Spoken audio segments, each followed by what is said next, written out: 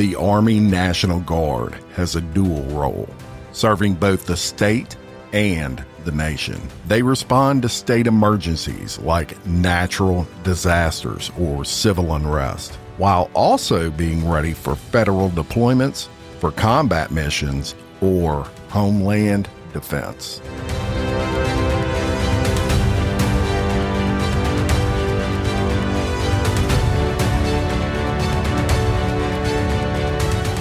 On Friday, March 8th, 2024, at 2:50 p.m., members of New York's National Guard were protecting our southern border. Casey Frankoski, 28, a pilot aboard a UH-72 Lakota helicopter, tragically lost her life, in addition to two others, including pilot John Gracia III and Border Patrol agent Chris Luna, when that helicopter crashed near Rio Grande City, Texas. Miraculously, Crew Chief Sergeant First Class Jacob Pratt survived, but was severely injured.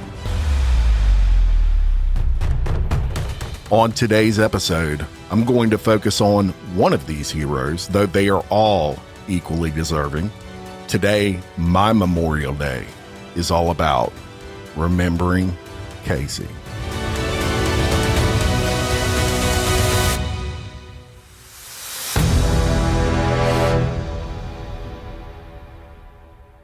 Welcome back to this Memorial Day special episode of Exposed Scandalous Files of the Elite. And in today's episode, it's going to be a little bit different than what you typically get out of Exposed. And I'm going to start off by telling you how this episode really came about and why. And I'll start off with the why. Now, many of you know I have a very deep affinity for military service. I have a long history in my family of military service, going back pretty much as far as you can go in United States history. I'm very proud of that. And most people I know, they have a favorite holiday. And a lot of people love Christmas. I love Christmas. A lot of people love Halloween. I love seeing all these costumes on Halloween. But my favorite holiday is Memorial Day. It means a lot to me. And I've always wanted to do a podcast centered around Memorial Day. And that is what we're doing today. So let me get into how this particular episode came about. And it all started with a fan of the show. She's a celebrity member, a supporter of this show, and her name is Lisa Frankoski. And she is just flat out awesome peeps. She is a registered nurse in New York, the Big Apple, beautiful blonde, a smile that would absolutely light up a room, and she has that kind of addictive New Yorker attitude. Well, I had done an episode early on in Exposed. Can't exactly remember which episode, but on that episode, I mentioned my affinity for the military, how much respect I had for the military, and Lisa private messaged me, and she told me a little bit about a tragic event that had occurred in her family with her niece. Now, I get a ton of messages on that Exposed messenger system through Facebook. So many, in fact, that sometimes I don't see a message for months. But I caught that one within 10 minutes of her sending that message. And the second I opened it up, I saw a picture of her niece in a helicopter. And that is what led to this. So I dug my heels in and I did some research, and it became somewhat of a passion for me to someday do this story regarding her niece, Casey Frankoski, who she refers to as her triple threat: beauty, brains, and courage. I can't agree more with that description. This tragic event occurred, and I'm not going to get deep into what happened or even why it happened, but the coverage is out there if you want to learn more about it. My goal today is to tell you about Casey and who she was outside of this tragic event, because to me, that's where the real story is of this amazing hero. I've interviewed her father, Jim Frankoski, and I'm going to tell you a little bit about him, and you're even going to hear some clips of he and I as I do a informal interview. And likewise, I've interviewed Lisa Frankoski, who is the aunt of Casey. So let's get started. Now, Casey was born to parents Jim and Jill Frankoski. And let me tell you a little bit about Jim. This would be a guy that I would call my kind of people. The kind of guy I could sit down, we could have a couple of beers and have probably some of the most entertaining conversation ever in our minds. Right off the bat, I felt like I clicked with this guy. And Jim is a hero in his own right. Now, he would be the last person to call himself that, but he is. He served 3 decades as a police officer in the city of Rensselaer. Not only that, but for his last 5 years, he served his community as the chief of police of that city, which speaks to his leadership skills and something he would obviously pass down to Casey. Now, Jim and Jill had 3 children, with Casey being the middle child. And as someone who was also a middle child, I can kind of relate to that. Typically, you're competitive when you're the middle child, but not arrogantly competitive, but you have a drive to you. And Casey, certainly no exception. Early on in life, Casey didn't see a whole lot of limits. She challenged herself, and she always seemed to persevere. So I asked Jim about that, and he shared this story of when Casey was around the age of 6, which speaks to her perseverance. Listen to this. She didn't let things get in her way. If she wanted something, she did it. She wanted to ride her bike. Actually, I think it was younger than that. She ended up breaking her arm in the summertime, and she still learned how to ride the bike. It was at camp. She went off the edge of the road, took a fall, went down, and put her arm straight out and ended up busting her elbow. She had to have surgery and pins, but you know what? She learned how to ride that bike. And that's what it's all about, right? You fall down, you get back up, you don't quit, and there was just no quit in Casey Frankoski, even at an early age.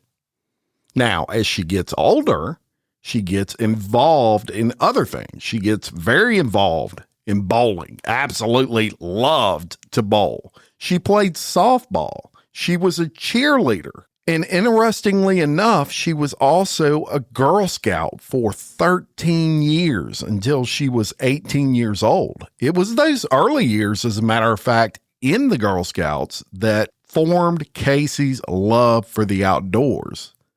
And the length of time that she was in the Girl Scouts, that speaks to Casey's dedication, which proves that when Casey started something, she finished it. Casey was also very independent, which as parents, it's kind of a double-edged sword for us. We love independence in our kids. It's a great trait to have, but it's also a scary trait for parents because we want to keep them safe, right? And people who have a great trait like independence, they're going to kind of go against that grain when it comes to that. And Casey was no exception. She danced to the beat of her own drum, and Jim provided a fantastic example of that in this clip. She went to her first overnight camp for the Girl Scouts, and Mom and I are freaking out all week because we can't contact her. Back in the day, there was no cell phones, and if you could, you couldn't have them anyways. And, we're just, all right, the end of the week comes, we got to go pick her up. We go pick her up. We're like, Mom's crying. How was it? We missed you. She's like, I want to go back. First words out of her mouth, I want to go back. And we're like, well, what did you do? And she's like, oh, we slept in the woods and, we made our own bathroom holes and just, she loved the outdoors from that day on. And any of us as parents who have raised those independent kids, we can relate to that. We worry a lot more about it than they do. And as you just heard from Jim, she loved the outdoors and she loved to fish. They had a fishing camp. She would spend a lot of time there fishing, riding jet skis, playing cornhole, and most importantly, spending time with her family. That love of the outdoors would shape things later on in the future for Casey. Casey was also well-traveled and wanted to see the world. While still in her teens, she traveled to Madrid, Spain. This was in 2013. She traveled to Rio de Janeiro, Brazil, and saw Pope Francis. In 2016, she traveled to Poland and saw Pope Francis for a second time. But through all of this, her athletics, her traveling, Casey would give back. And she worked as a counselor for the East Greenbush Town Park Camp in her youth. So Casey graduates from high school. And it's interesting and really speaks to who Casey was that even right out of high school, she was wise beyond her years. Let me read you her yearbook quote. It said, "Dreams are on the other side of fear." Now let that sink in. And it's on to the next phase of life. But for Casey, she had a dream. She had a goal. Her whole life, she wanted to fly. I actually have an awesome picture of Casey in the cockpit of a Black Hawk at the age of 4. It was her vision to fly. So she went to community college and she was dominating college like she pretty much did everything else, every other challenge in her life. She made great grades, was in the honors program, but that goal of flying never left her. Now, this college had a flight training program, and Casey, of course, was looking into this program. And look, these type of programs are not cheap. And the college had just went up on the cost of these programs. Flight time is really where you pay out of the wazoo. And you have to have a ton of flight time to become a certified pilot. It's just flat out expensive. So she unfortunately had to put it off. She graduated from this 2-year college and then she registered at the University of Buffalo, where she was going to get a degree in business. Now, her cousin owned a local PR firm. And he knew how talented and smart Casey was, and he definitely wanted to hire her. So he offers her an internship for the summer, which she accepted. And a week or two before school started, she goes to her mother, and she tells her mom she had other plans. She just didn't see herself as someone that would be happy behind a desk, cooped up in an office every day. And she definitely didn't want to waste money on something she knew would not be her thing. Now, her brother at this time was in the National Guard. He was a mechanic on Black Hawk helicopters. And he knew Casey had a dream of flying. And he had been talking to her about joining the National Guard. So Casey meets with the recruiter that recruited her brother. And together, they see a path for Casey to realize that lifelong dream of flying. And that path was with the New York Army National Guard. So ultimately, this is what she does. She joins the New York National Guard. This is in October of 2016. And look, this is a young lady that seems to always find a way. Her Aunt Lisa shared a comical story with me about Casey doing just that. And she even shared a little bit about her trick to better seats at concerts, which were another one of Casey's things. She loved to go to concerts. Lisa explains in this clip. Story her cousin told. Like, it was Thanksgiving. All the bars are packed and her cousins were dropping her off the bar. And this line is out and down blocks. And they're like, "Casey, how are you going to get in? Like, this isn't safe. We're not leaving you." She's like, "Oh, trust me, I'm going to be fine." Within 5 minutes, they called her. She goes, "I'm in." And they're like, "How did you get in?" She goes, "I walked in through the back door right through the kitchen." She loved her concerts. And when she went to concerts, she might have bought the back seat. She might have bought the seat up in the balcony, but she landed in the front pit or on the backstage in every concert she went to. I've got pictures of her on her phone, and it's all these big country concerts, Kane Brown. She's like, I'm drinking backstage with Kane Brown. I'm doing this. I mean, if she wanted it, she did it. She's like, oh, come on, let's go. And she just was magically at the stages. Like she did that in every part of her life. So eventually she achieves her dream. She gets into and gets through flight school. No easy feat for anyone, but I would imagine even tougher for a female. Let's face it, the vast majority of Black Hawk pilots are not female. And it's also true that if you're a female in a male-dominated industry, typically you have to prove yourself double what a man would have to prove himself in many ways. But you know, Casey took that like she took everything else in life, with a grain of salt. It was just another challenge to Casey. She was going to overcome it, and overcome it she did. And her father, Jim, and I also discussed SEER School. And I was familiar with SEER School, but I didn't realize Casey had went through that SEER School. So if you're not familiar, let me tell you what it is. The acronym, which is SERE, stands for Survival, Evasion, Resistance, and Escape. And it's a training school that is very rigorous.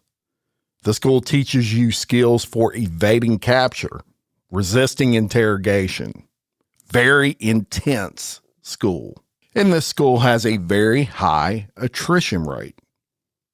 As proud as Jim was for Casey achieving flight school, he was absolutely blown away with pride that she completed SEER training.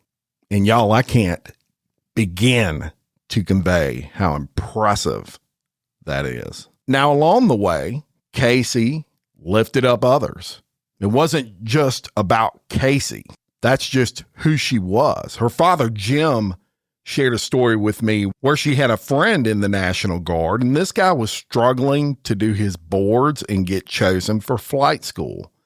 And she worked with this kid nonstop to help him achieve his goal. Ultimately, he was chosen to go to flight school, and later he would speak to the Frankoskis and say the only reason he was in flight school was because of Casey. That's the difference she made in other people's lives. And to me, that speaks volumes about who she was as a person.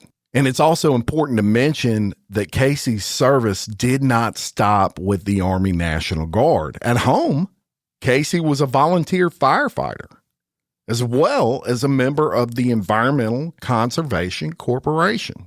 And look, through all these accomplishments that she had to persevere through a lot of it. It didn't come easy to her. Not everything came easy, but she never quit. And it just seemed like every goal put in front of her, some way, somehow, she was going to achieve it. She just worked as hard as she had to do to make it happen. She rises so far in the Army National Guard, as a matter of fact, that in 2019, she's appointed as a warrant officer and then promoted to a warrant officer 2 in 2021.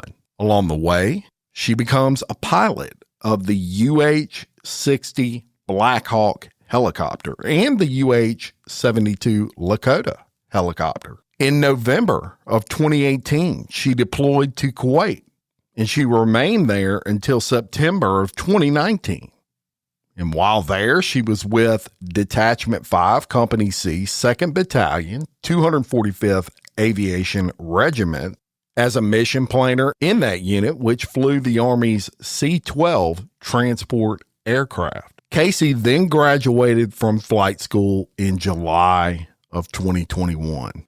And shortly thereafter, as I mentioned, she was promoted to Chief Warrant Officer 2. On October 11th of 2023, Casey was then deployed as a pilot to Texas to patrol the U.S.-Mexico border. Then, while on that deployment, On Friday, March 8th of 2024 at 2:50 p.m., members of the New York's National Guard were protecting our southern border, and Casey, at this time 28 years old, a pilot aboard a UH-72 Lakota helicopter, as well as a pilot by the name of John Gracia, who incidentally was also a New York State policeman, a border patrol agent by the name of Chris Luna, and a crew chief, Sergeant First Class Jacob Pratt, were involved in a helicopter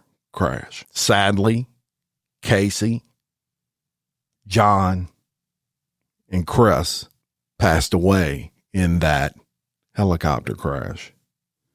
Only Jacob Pratt survived, but he was severely injured. Now, I'm not going to discuss anything further on this tragic event that occurred 8th March of 2024, except to say that the crash was not pilot error.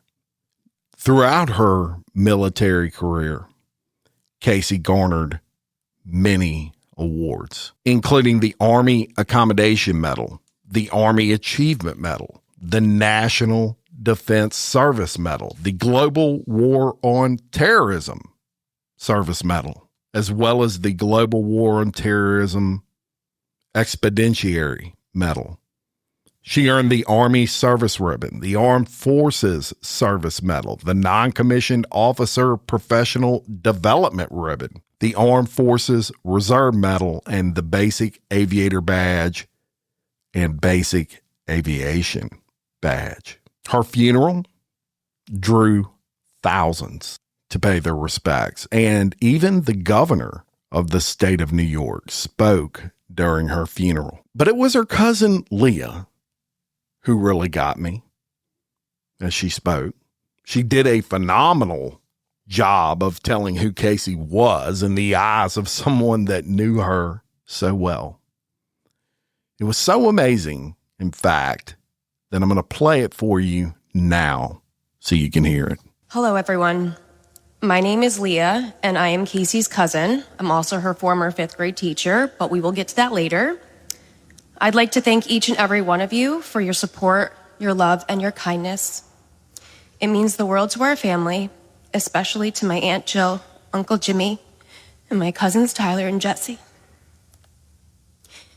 It's so hard to think of a world where we are here and Casey is not.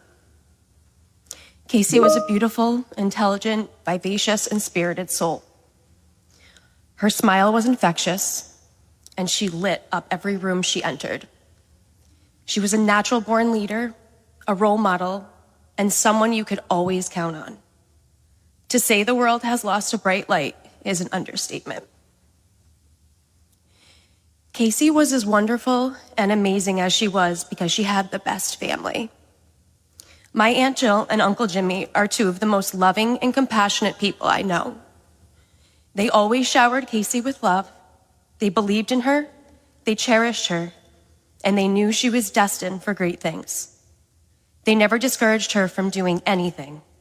When she decided she was going to enlist in the Army in 2016, they trusted that this decision was the best and could not have been more proud of her. They knew she would give it her all, and give it her all she did. From basic training, a 9-month tour in Kuwait, pilot school, up to her most current deployment to Texas, Casey grew in ways we never imagined. She was a role model to her fellow soldiers, dubbed the aviation mom, and someone her regiment could count on and call on whenever they needed anything. Whether she was in the pit at a country music concert or the cockpit of a helicopter, she was always doing the things she was passionate about and loved. Speaking of concerts, Casey had this special talent of being able to upgrade her seat. She had a knack of getting much closer than her ticket said she should have been. Whether it be front row or a floor seat, Casey always found a way. Not only did this apply to concerts, it also applied to other establishments. A couple of years ago, Casey wanted to meet friends out at Ryan's wake on Thanksgiving Eve. And if you know bars on Thanksgiving Eve, then you know the line was wrapped around the building. My cousin Bubbers, or Bobby, and his fiancée Skylar dropped her off. And when they saw the line was long, they laughed and told Casey that it was going to take hours to get in. Casey assured them that she would find a way in. Not 5 minutes later, Bubbers got a text message from Casey, her usual selfie of her and her drink inside Ryan's wake. How did she get in?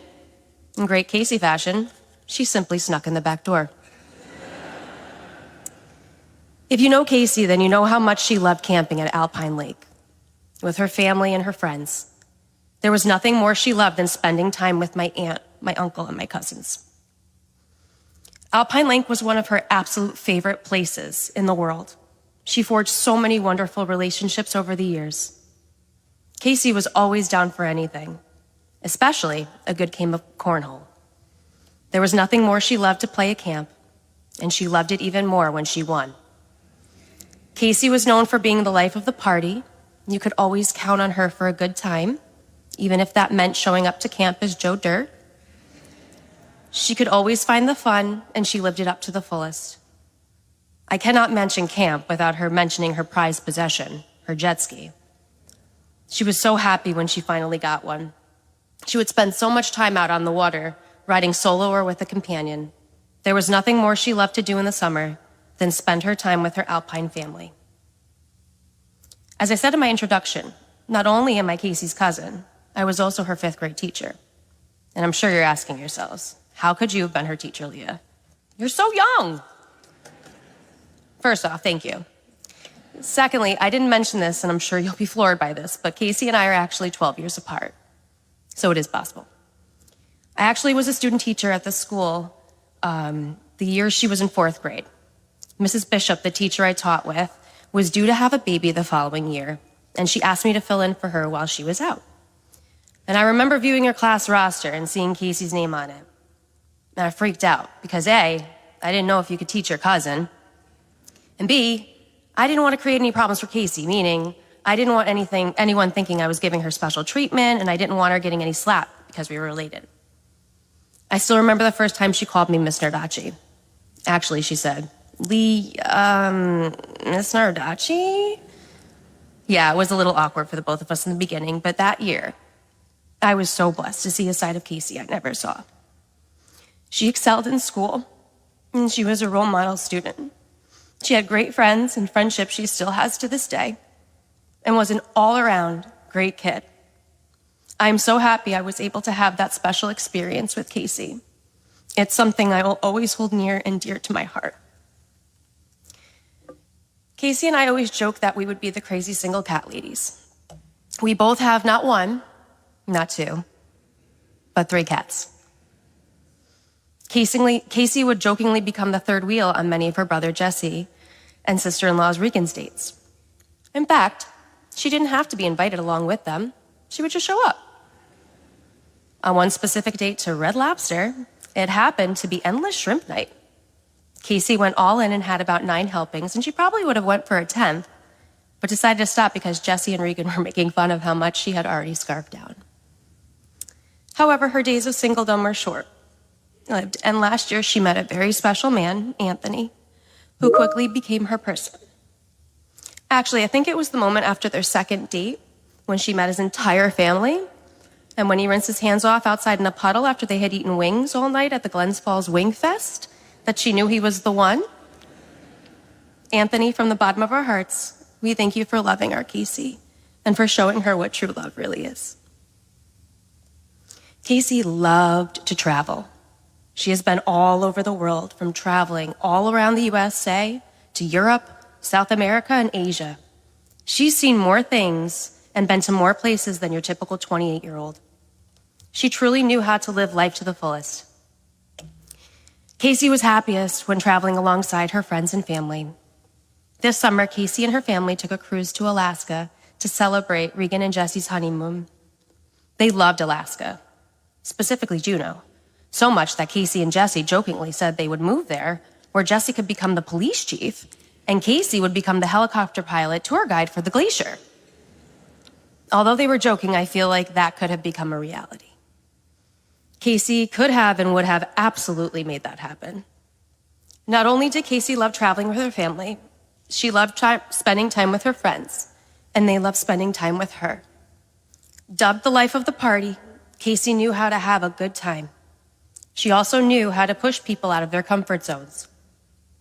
Like the time she dragged her best friend Liz to New York City to a rap festival. Liz does not listen to rap music. With people Liz had never met, even though the experience wasn't an ordinary one for them, the two of them had the time of their lives. Speaking of Liz, we can add matchmaker to the list of titles Casey held.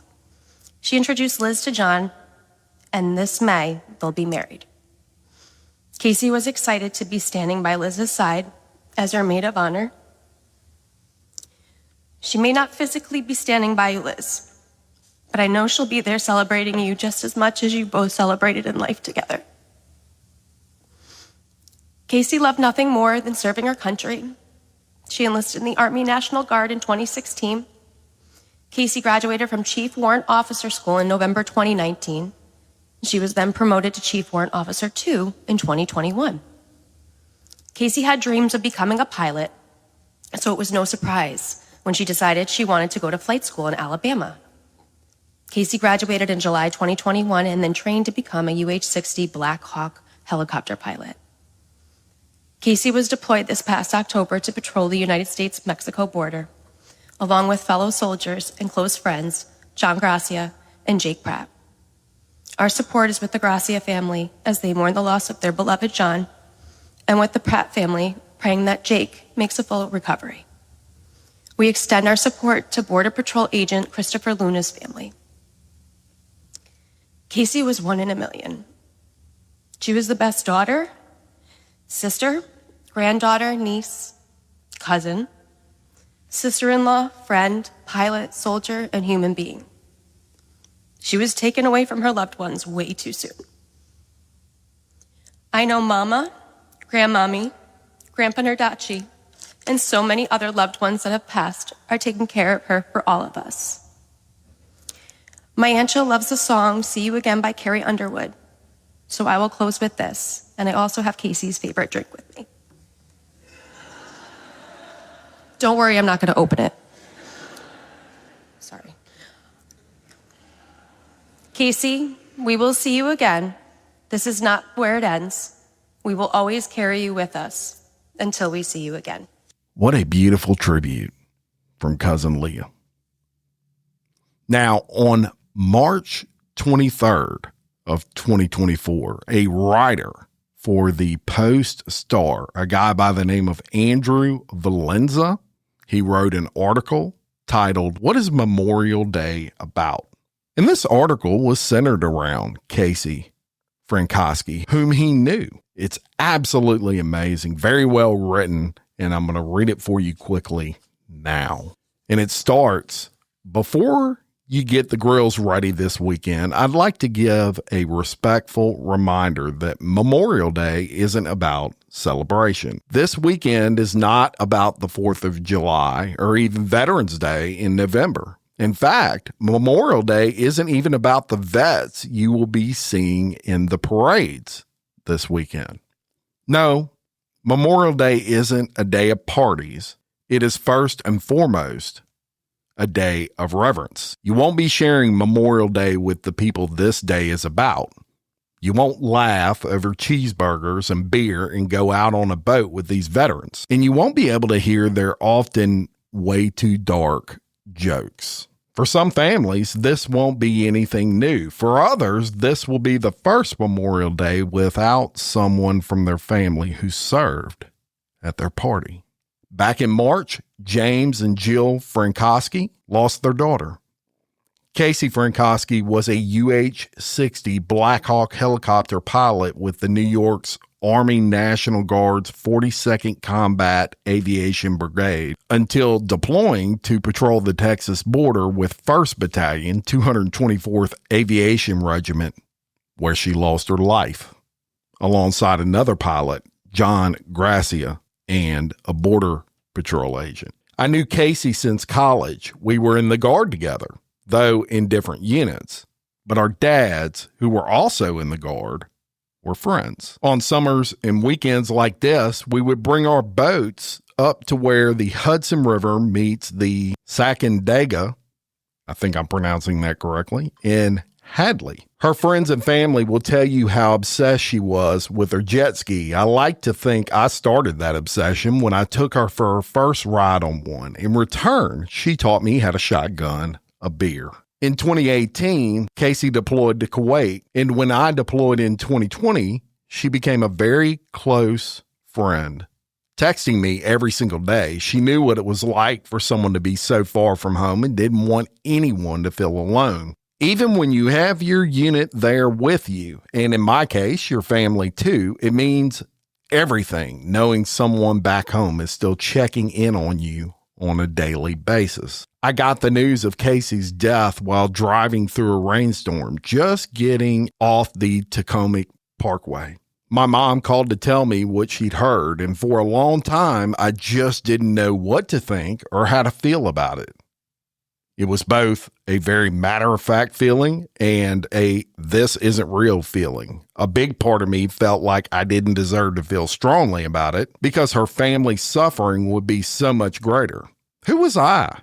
But someone that saw her here and there in the summer, but mostly just talked over text. In almost 9 years of military service, I've been to many military funerals, but never for anyone I knew personally, much less someone I could call a friend. I didn't know what I was allowed to feel, as if any mourning I did took away from the families. It felt like there was a finite supply of mourning available, and if I said, quote, I lost a friend, then I was taking away from Casey's parents' loss of their daughter. It's not until writing this now that I think I know how to feel. Since joining the Guard, I've tried to carry myself with military bearing and inform people on what military service means, whether that's by working as a public affairs non-commissioned officer in the 42nd Infantry Division, or just simply explaining the difference to people between Veterans Day and Memorial Day. And every Memorial Day, I drive down to D.C. to watch the Memorial Day show hosted by Gary Sinise on the Capitol building lawn. It's one of the most emotionally moving experiences you will ever have, hearing the stories of fallen friends and family members. This year, I won't be at the show. I'll be home, and maybe my dad, fiance, and I will take a boat ride up the Hudson. And this summer, Casey won't be taking any rides on that jet ski or shotgunning any White Claws. She'll still be there, though. This year, for a lot of people, Memorial Day will be about Casey. I'm going to miss her. I do miss her, but I'm going to be thankful. I'm thankful for the time we had and the friendship she gave me. I'm thankful that the country had someone like her fighting for it. We'll celebrate this weekend, but celebrating the time we had with her and with everyone we've lost. You may have heard someone say it's not Happy Memorial Day. Well, it's not a party. It's not about welcoming in summer and getting good shopping deals. It's not about you, and it's not about your veteran friends. It's a time to celebrate, yes. Have your burgers, have your beers, take a dip in the pool, but do it in celebration of the lives of those that can't come to your party. Celebrate their memory. Keep them alive in your hearts. One of the most well-written articles on Memorial Day I've ever laid eyes on from that guy. Shout out to you, sir. Now, ever since that tragic day, March 8th of 2024, the community has come out in support of the Frankoskis and really keeping the memory of Casey alive. In fact, in January of this year, a bridge in her community was named the Casey N. Frankoski Memorial Bridge. And even though Casey may no longer be with us physically, she's still making a difference. In addition to the Casey Frankoski Scholarship, which provides financial assistance for active duty military and veteran students that focus on pursuing degrees in public service, there's also a community-based fund titled the Casey Frankoski Memorial Fund, and that provides community-based support. This fund most recently was able to provide a new scoreboard for the local football team and does all kinds of other amazing projects in the name of our hero, Casey. And I'm going to do something personally for this particular fund, and it requires all of our help. I'll put the link in the description of this podcast of the Memorial Fund itself. Casey Frankoski was gone too soon from this world, and it's hard to not feel robbed. The world just seems not quite as bright without her in it. And I want to thank the Frankoski family for allowing me to get to know Casey, who she was, and most importantly, how she lived. Special thanks to Lisa Frankoski, my favorite New Yorker, and my deepest condolences to all the families affected by this tragedy, including the Gracia family, the Luna family, and the Pratt family. And I would like to close with this short quote from Ronald Reagan that stuck out to me. Reagan, when speaking on the Challenger shuttle disaster, said this, quote, "We will never forget them, nor the last time we saw them, as they prepared for this journey and waved goodbye and slipped the surly bonds of earth to touch the face of God. We will always remember you, Casey Frankoski. Much love."